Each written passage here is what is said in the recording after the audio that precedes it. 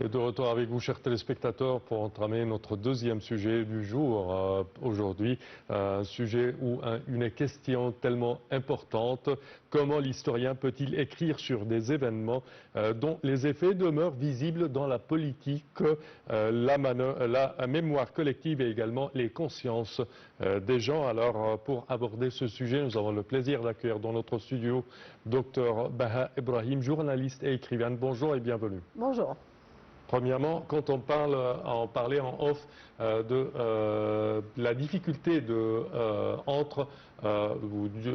mêler également historien et analyse politique ou écrivain qui analyse les faits politiques et mondains, je dirais surtout politiques en temps actuel. Oui. Selon vous, quelle est la différence entre les deux? Ce n'est pas tout à fait la même chose, parce qu'un analyste politique, il est plutôt spécialisé en Sciences Po, d'accord, alors qu'un historien, et ça on va le voir peut-être un peu plus tard, je vais en parler, l'historien devrait, aujourd'hui, devrait avoir une approche multidisciplinaire qui mêle, alors, les techniques, si vous voulez, de l'histoire, d'accord, mais aussi la sociologie, les Sciences Po, etc. Et donc, l'approche est différente. Parfait.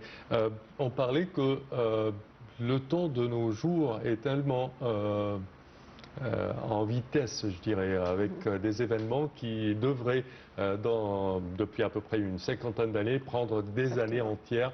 Et là, on parle de 2-3 jours. Ce sont des événements, des conférences, des événements politiques graves qui prennent un temps tellement raccourci, je dirais. Comment estimez-vous cela? Oui, justement. Alors, généralement, lorsqu'on dit histoire, lorsqu'on parle d'histoire, on a tendance à croire qu'on va parler d'une époque révolue, ou d'événements qui sont donc placés loin dans le temps, d'accord. Mais en fait, c'est ce que je venais de vous dire, le rythme de l'histoire aujourd'hui est accéléré. Et du coup, donc, parler de l'histoire récente ou du moment présent devient un impératif. D'accord. Alors, il y a bien sûr certaines traditions qui se sont construites au fur et à mesure que l'histoire est devenue, entre guillemets, une science. Je vais prendre le cas français, si vous voulez.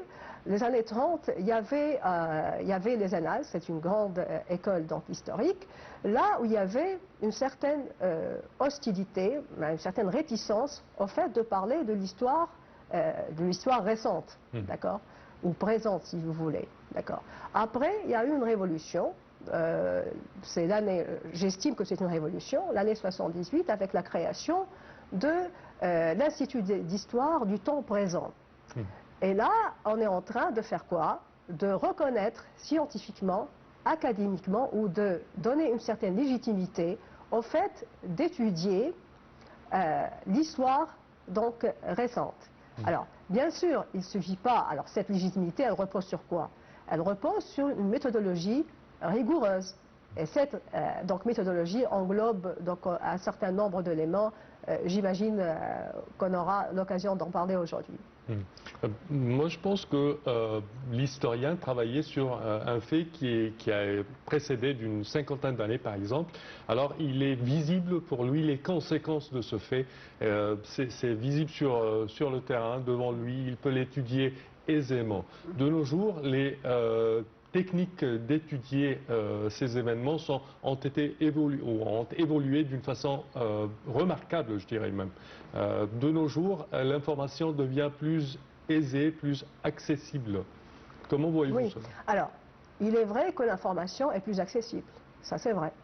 Mais il y a aussi, en revanche, une surabondance de l'information. Oui. Et ça cause un autre problème. Oui.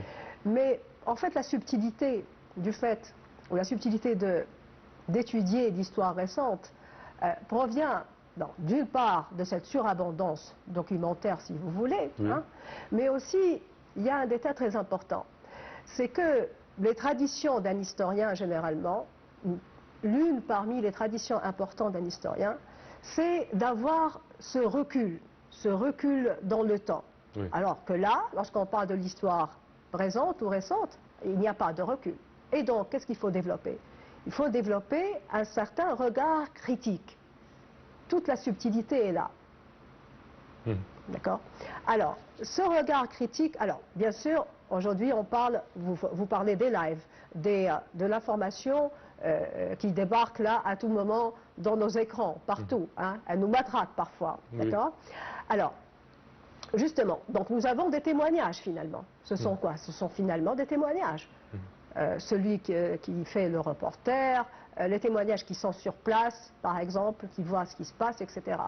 Mais est-ce que ces témoignages, justement, des personnes qui sont vivantes, qui sont là, qui ont vu ce qui se passe, d'accord, est-ce que ces témoignages-là sont pris en tant que vérité absolue ou voie de vérité? Non. Ce n'est pas une documentation des faits, c'est ça ce que j'explique. Alors, c'est plutôt, la révolution, elle consiste en quoi? En fait que ces témoignages sont plutôt une source orale. Source orale, c'est-à-dire quoi? Qui est critiquable au même titre qu'une documentation écrite. Parce que finalement, c'est quoi le support? C'est quoi l'outil finalement d'un historien? Ce sont les documents écrits. Alors aujourd'hui s'ajoutent les témoignages des personnes qui sont vivantes, bien évidemment, puisque l'on parle de l'histoire présente, mais attention, il faut avoir ce regard critique pour cette source orale, entre guillemets, au même titre que n'importe quelle documentation écrite. Mais aussi, l'historien devrait être normalement plus fin d'esprit, c'est-à-dire que, c'est d'ailleurs le cas, d'accord. Sélectionner. Alors, la sélection, bien sûr, et il a une certaine connaissance par rapport à ce qui se passe, et analyser ces témoignages-là, dans ce sens qu'il y a des silences. Oui, l'authenticité, bien évidemment, mais il y a des silences. Il y a des dissimulations, Des silences. Silence. Ah, excusez-moi, je suis il y a donc des silences, des dissimulations. Il y a un style, une façon de dire. Certainement. Et l'historien aussi, il le sait fort bien que lorsqu'on parle d'un passé un peu récent, c'est toujours une reconstitution du passé par rapport au présent. Parce qu'il y a une différence entre reconstituer des événements passés, même s'ils sont proches, dans le présent, et reporter les événements au passé tels qu'ils se sont passés. Ce n'est pas la même chose. Donc, il y a plusieurs enjeux, d'accord, et aussi de laisser, de se libérer de ce déterminisme. C'est que on ne parle pas, lorsqu'on parle d'événements qui se passent maintenant, alors généralement on dit, en 2011, qu'est-ce qu'on s'est dit? On s'est dit non, on ne serait pas capable de comprendre ce qui se passe maintenant. Il va falloir encore 10 ans pour qu'on puisse comprendre ce qui s'est réellement passé. Vous voyez, il y a toujours donc ce recul, on a besoin toujours de ce recul par rapport au temps. Alors, comment est-ce que l'historien rattrape ou remplace, ou quelle est son alternative par rapport à ce recul historique ou dans le temps? C'est ce regard critique par rapport à l'information, qu'elle soit écrite, qu'elle soit sous forme de témoignages des personnes qui sont encore vivantes, puisque l'on parle donc d'événements, si vous voulez, récents ou même présents. Il n'y a pas cette idée qu'on peut se référer à de tel ou tel événement qui a pris part dans le passé et qui avait des similitudes avec ce qui se passe aujourd'hui? Oui, ça c'est très important. C'est une question très importante. Alors, je vais vous dire pourquoi. Parce que, alors, j'ai peut-être parlé dans mon article à Journal El-Qahira de deux approches différentes, fondamentalement différentes, américaines et françaises, lorsque l'on parle de l'histoire donc récente ou, si vous voulez, des événements qui sont donc présents. Alors, l'approche française, elle est plutôt centrée sur ce qui est méthodologie, c'est-à-dire comment on lit historiquement l'histoire. On a tendance à problématiser. En revanche, l'histoire américaine, c'est plutôt des événements précis, c'est plutôt le public story, si vous voulez. On a tendance à être pragmatique, etc. Alors, nous maintenant, en tant qu'Arabes, est-ce qu'on peut adopter, si vous voulez, adopter une approche? Non, la question, à mon avis, ce n'est pas d'adopter une approche bien déterminée, ou de choisir, ou de faire un pont pour faire une version hybride, c'est pas ça. À mon avis, aujourd'hui, l'historien arabe devrait faire attention à autre chose plutôt que la méthodologie qu'il est libre de choisir, bien évidemment. Alors, c'est celle d'essayer de se dissocier de la pression sociale. Alors, pourquoi je dis pression sociale? Parce qu'on a tendance à analyser les événements d'aujourd'hui avec un œil ou sous l'influence d'événements qui sont récents dans le temps. Donc, se référer à des événements du passé proche. Et là, généralement, ça tend à amener donc l'historien ou le grand public, la grande masse, vers l'écueil. Alors la grande masse, elle peut se tromper. Ça, là, une grande question. Oui. Quelle est la différence entre la grande masse et l'historien? Parce que les deux doivent avoir une grande différence entre les deux, entre la perception de voir les mêmes événements. L'historien la voit d'un œil différent, là. Justement, écoutez, depuis toujours, la grande masse a une certaine légitimité d'aller dans un sens influencé. Oui, oui. Il y a plusieurs raisons à cela. Oui. Elle peut être influencée. Mais justement, ce que je viens de dire, c'est que l'historien ne doit pas céder à cette pression sociale. Mais en même temps, il a une position assez délicate, on doit le reconnaître. Alors, c'est quoi? Alors, aujourd'hui, l'historien, il peut être amené, ce n'est plus l'historien dans son bureau ou dans son laboratoire. Aujourd'hui, l'historien, il est dans les médias, il est bien présent dans les médias, il est médiatisé, il peut être dans les tribunaux, dans les médias, etc. D'accord? Alors ça, c'est une part, ça c'est une présence dans l'espace public, n'est-ce pas? Donc, alors, là, il est tenu, ou il subit une certaine pression sociale, parce que la grande masse, qu'est-ce qu'elle demande de l'historien? Une version plus ou moins, entre guillemets, déterministe. Alors, dites-nous ce qui se passe. Et qui va avec leurs sentiments. Bien sûr, voilà, ça va avec leurs sentiments, exactement, vous avez tout compris, d'accord? Alors, ça, d'une part, mais le monsieur, l'historien, ou la madame l'historienne, elle est tiraillée finalement. Il parle pour l'histoire, il va être jugé dans le temps. Justement, il est tiraillé entre deux choses. Alors, la première chose, c'est ce que je viens de dire, c'est celle du fait qu'il est tenu, donc, donner donc quelque chose, une information utile qui apaise donc les sentiments, les impulsions de la foule d'une part, mais autre part, il a une contrainte scientifique. Il doit donner une version, donc si vous voulez, nuancée, fondée sur des preuves. Et là, les deux, peut-être parfois, ils ne font pas bon ménage. D'accord? La plupart du temps. Voilà, la plupart du temps, ça ne fait pas bon ménage. Mais on a tendance aujourd'hui, il y a plusieurs événements. Je suis là en Égypte, je suis tunisienne, je suis allée en Égypte depuis 6 ans et demi. Et je remarque qu'il y a des événements qui sont plus ou moins proches dans le temps. 67, 73, c'est proche dans le temps d'une part, mais aussi ces événements-là vivent bien dans l'émotion égyptienne. Aujourd'hui, jusqu'à aujourd'hui. D'accord, ça c'est tout à fait légitime. Mais je dirais, alors, la foule ou la masse a tendance à analyser les événements qui se passent aujourd'hui avec le même œil de ces événements-là. Pourquoi? Parce qu'on est toujours dans cette émotion. Pour la masse, c'est tout à fait justifiable ou légitime, comme je viens de le dire. Alors, pour l'historien, non, il doit pas dire, il va venir, et d'ailleurs je ne pense pas qu'un historien va venir au studio à vous parler pour vous dire que l'histoire se répète. Ah non, l'histoire ne se répète jamais. Il y a certains cycles de l'histoire, ça c'est autre chose. Mais l'histoire se répète, ou juger par exemple comme l'émotion de la foule, que les événements d'octobre 2023, c'est un deuxième 73 égyptien. Voilà. Oui, il y a la foule qui a... Oui, la foule. Non, c'est la foule, c'est les émotions. C'est un peu populiste, si vous voulez. D'accord?